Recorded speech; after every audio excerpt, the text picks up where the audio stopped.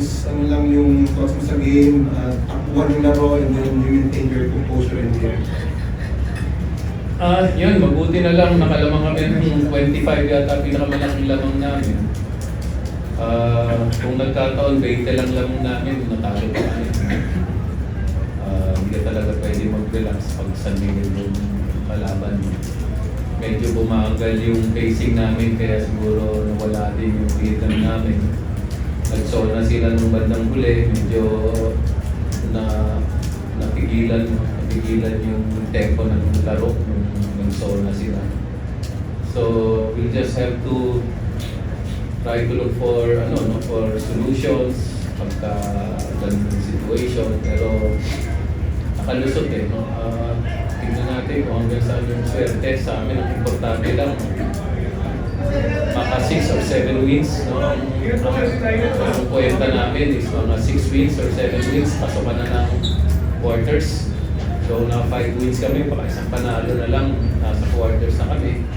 Pero para makasigurado, siguro kailangan itong panalo para makasigurado. Yun lang objective namin. We don't even mind number 1 ka, number 2 ka sa standings.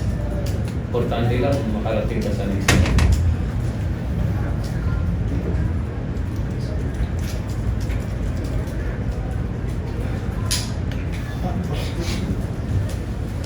Coach, congratulations.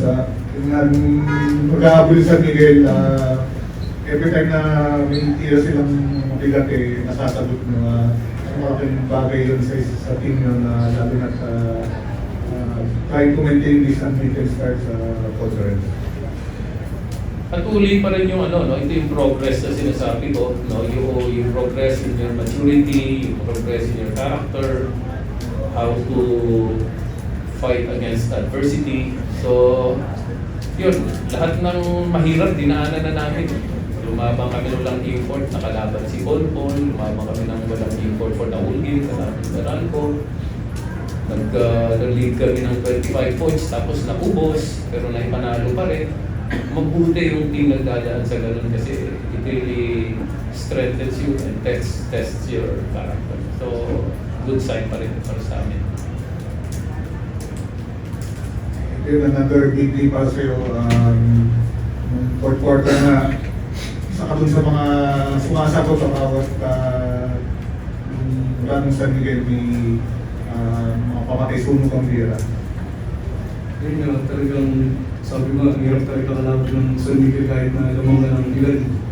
Talagang mahabol at mahabol. So yung credit din talaga sa mga teammate ko talaga na hindi sumuko. And sumunod lang kami sa game ng mga coaches and sumunod lang din yung pupensa. Kaya naman namin talaga.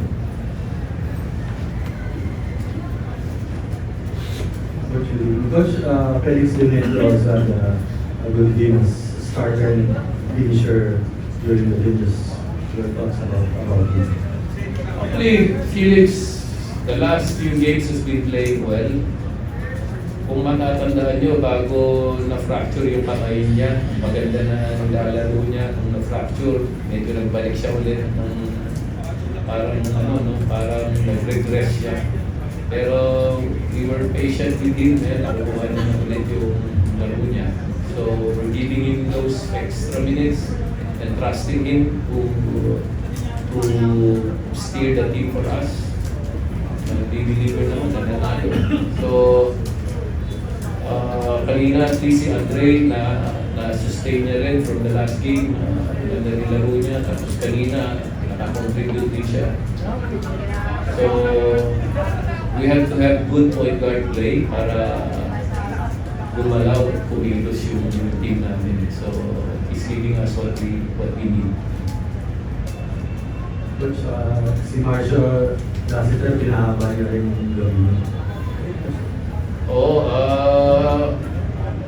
There's a reason why he's the best 3-point shooter. Kino-contest naman namin yung tira niya kung pasok na rin. Sa akin kasi, sabi ko, sumugal tayo dun sa tres kaysa dun sa nababagsakan ng bola si Jumar at yung import sa ilalim. So, nagsasag na lang kami, sumusugal kami, tsaka na lang namin kino-contest hanggang kaya namin yung tres. Ayun, nakaraos. Pero ang nagdala talaga sa amin, palagay ko, yung pace din namin. Na doon namin na-build yung league namin. Kung hindi kami nakabuild ng league, talo kami sa laro. Coach, siyempre sabay na yung tao na hindi ka talaga nita-time out during a comeback beat. Pero ano yung nakita mo during that situation na nag-decide sa'yo na wag tumawag ng time out? I was just trusting the guys. Sabi ko lang, parang you're testing their ability to self-organize, testing their ability to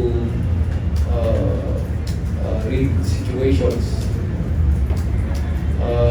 Kailangan magsugal ka talaga kesa doon sa school feed mo lahat.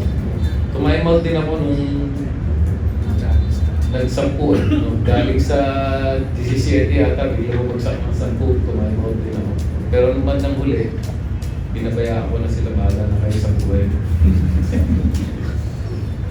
Hindi na napapatungukan yung sa sitwasyon. Ano masasabi mo doon na hinahayaan na kayo ni Coach during that situation? Talagang sinusubukan din kami ni Coach. Pag sa dulo na, makikita mo talaga na hindi siya ta-time out. So, yun, mga teammate ko talaga, makikita mo naman na talagang compose din sila. Hindi rin sila bumitaw. Kaya nakuha namin pa.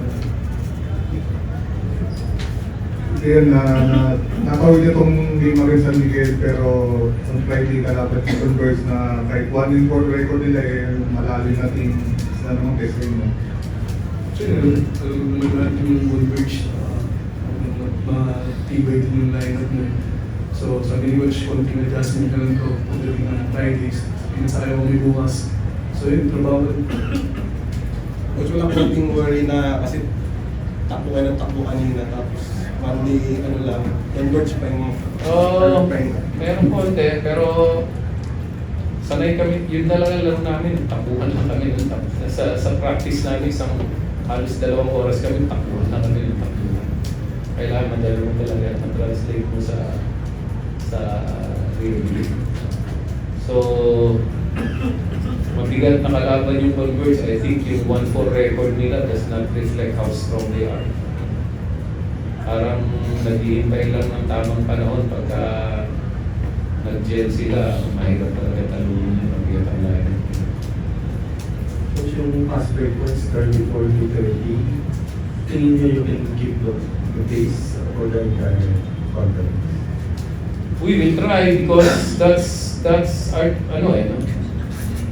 that's how we identify ourselves. Kasi pagpasok mo ng laro, wala kang Junmar, wala kang CJ. Hindi pa naman start ko si Noku. Hindi mo alam kung ano makukuha mo sa team. No? Hindi mo alam kung sino puputok. Wala kang superstar. Pero ang alam namin, pagpasok natin sa laro, may advantage kami sa pace. May advantage kami sa speed. Kahit sino pa kalaban.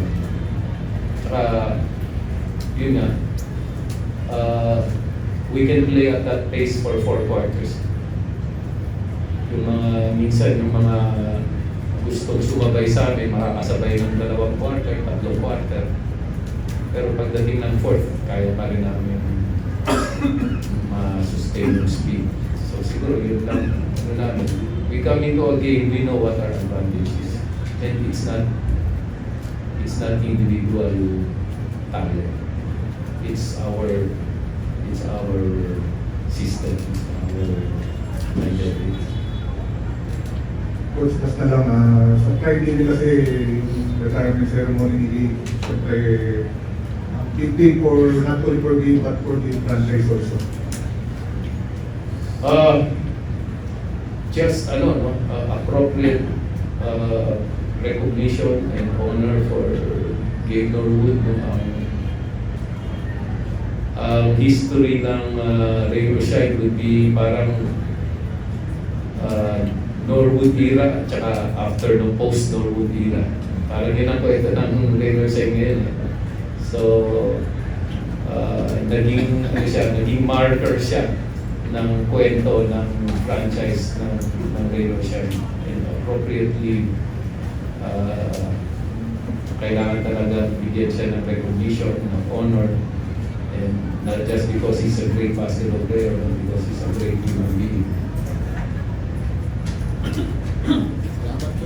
Thank you. Congrats. Thank you.